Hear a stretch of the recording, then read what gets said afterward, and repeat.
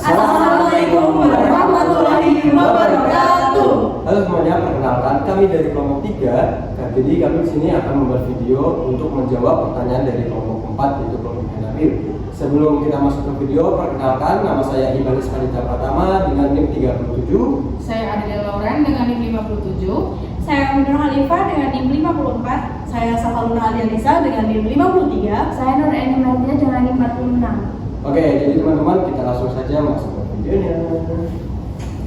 Oke, baik teman-teman, kembali lagi bersama saya Ibanis. Jadi di sini saya akan menjawab pertanyaan dari nomor 1. Kita lihat dulu apa nih soalnya. Jadi soalnya, mengapa negara-negara Uni Eropa menerapkan skema flag terhadap impor produk kayu atau furnitur? Jelaskan. Oke, jadi sebelumnya kita perlu tahu dulu ya apa itu flag. Jadi flag itu adalah Forest Law Enforcement Government and Trade. Jadi tujuan flag ini adalah untuk mengurangi atau memberantas pembalakan liar dan memperdagangkan kayu ilegal. Jadi tujuan utama kenapa negara Uni Eropa itu menerapkan skema flag supaya barang-barang masuk seperti kayu itu sumbernya berasal dari sumber yang legal. Gitu teman-teman. Oke, selanjutnya dengan saya Uni, saya akan menjelaskan pertanyaan nomor 2. Apa tujuan utama diterapkannya EUDR dalam perdagangan produk berbasis hasil hutan di Uni Eropa? Jadi tujuan utamanya diterapkan EUDR untuk memastikan bahwa produk berbahan hasil hutan seperti kayu dan furnitur yang masuk ke pasar mereka tidak berasal dari hutan yang ditebang secara sembarangan atau menyebabkan deforestasi. Karena itu setiap perusahaan harus bisa membuktikan asal-usul bahan bakunya melalui proses yang disebut dengan due diligence atau uji tuntas. Dengan adanya aturan ini, Uni Eropa ingin mengurangi kerusakan hutan, menjaga kelestarian lingkungan, sekaligus mendorong negara pengekspor, termasuk Indonesia, agar menerapkan pengelolaan hutan yang lebih berkelanjutan. Jadi intinya, tujuan EUDR ini bukan untuk melarang impor kayu, tetapi untuk memastikan bahwa produk yang diperdagangkan berasal dari sumber yang legal dan tidak menyebabkan deforestasi.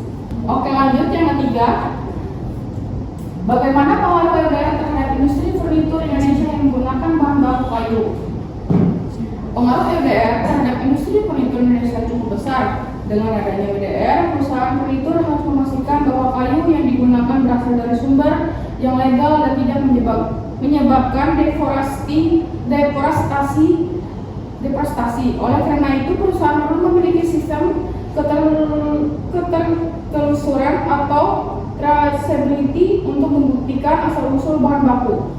Memang penerapan aturan ini membutuhkan biaya dan penyesuaian, tetapi di sisi lain dapat meningkatkan kepercayaan pembelian internasional serta memperluas peluang ekspor furnitur Indonesia ke pasar Uni Eropa. Jadi EUDR menjadi tantangan sekaligus peluang bagi industri furnitur Indonesia untuk menghasilkan produk yang lebih berkelanjutan.